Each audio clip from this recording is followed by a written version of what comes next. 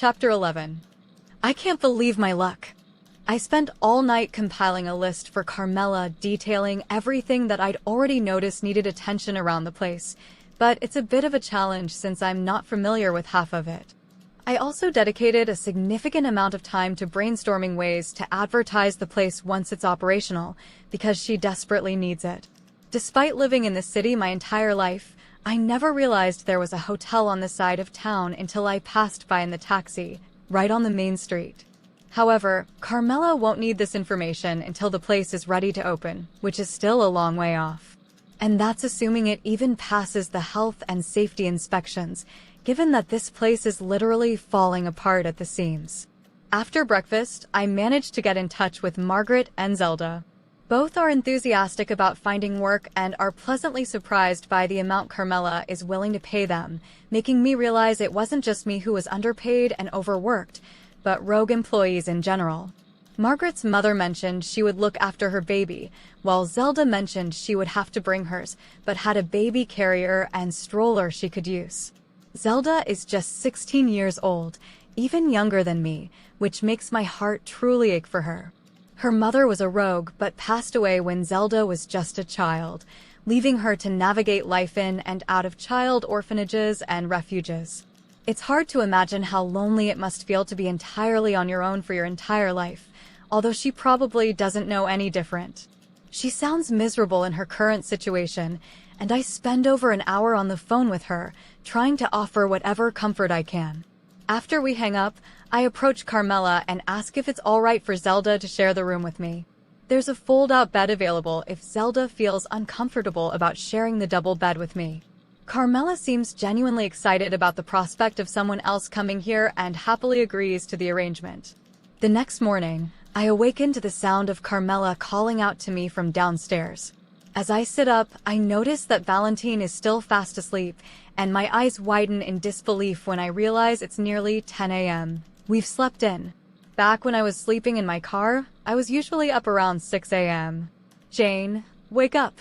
Carmela's voice echoes from the other side of the door as she knocks.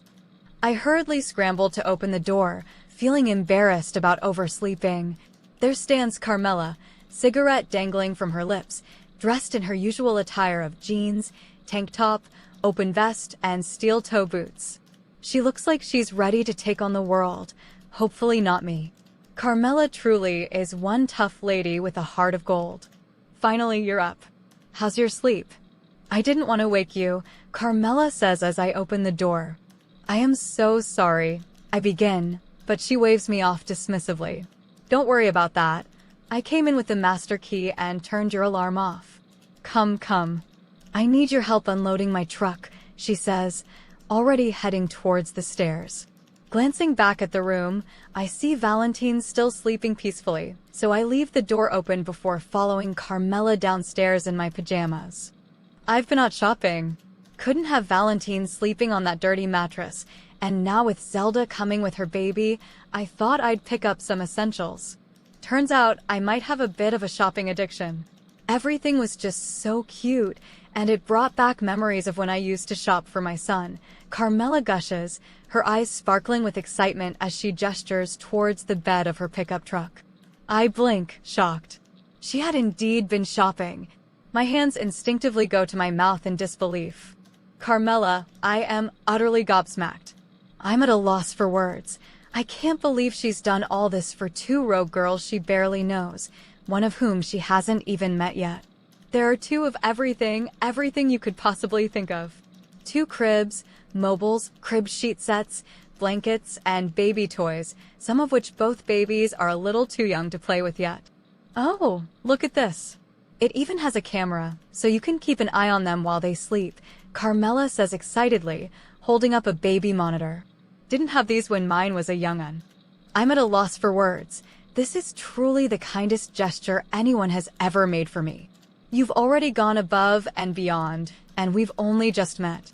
I managed to choke out, feeling overwhelmed with emotion. Big fat tears roll down my face. How could one woman be so kind? She has shown more kindness in the last 24 hours than I received the whole year I have been rogue. It takes a village to raise a child. We are going to build our own village, Carmela declares, clapping her hands. Now, let's get this stuff up to the room before the delivery truck comes. We also need to get that bed out. 2 new ones arrive around 12. What time will the girls get here? They said 9 this morning. Well, we better get to it. But first, I need a coffee and about 9 more of these to build up the motivation, she says, holding up her smoke.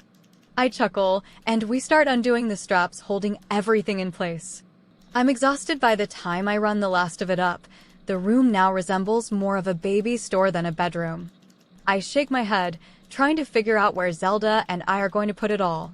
Carmela is taking a break and feeding Valentine a bottle. She's very fond of my son and has commented about 4 or 5 times already about his eyes. Her fascination with them confuses me. Hearing a truck reversing, Carmela hops up, looking out the door and over the balcony. Please tell me that's your car. Otherwise, I might have just inadvertently stolen someone else's from the train station. Carmela giggles. What? I ask, quickly joining her to see a tow truck with my car on the back. Yes, that's my car. I would have walked back and gotten it, I assure her, feeling guilty that she wasted money getting it towed. Nonsense. Jack owed me a favor anyway. Remember that time I picked him up when his truck broke down? He said he owed me one, so I simply collected, she explains. The truck door opens and a big, burly trucker with a beard and balding head steps out. Val, where do you want it? He calls out to her. Anywhere, Jack, we have the keys to move it, she calls back to him. Glancing at the time, I realize it's nearly 10 in the morning. I had told the girls I would meet them out front near the curb so they could find the place easier. They were also unaware there was a hotel here and seemed confused when I mentioned the address. The girls should be nearly here, I inform Carmela. She waves me off with a smile, returning her attention to feeding Valentine and fussing over him. I can't help but smile back. Carmela's whole demeanor seems different since yesterday. She appears almost happy, like she's found a new lease on life.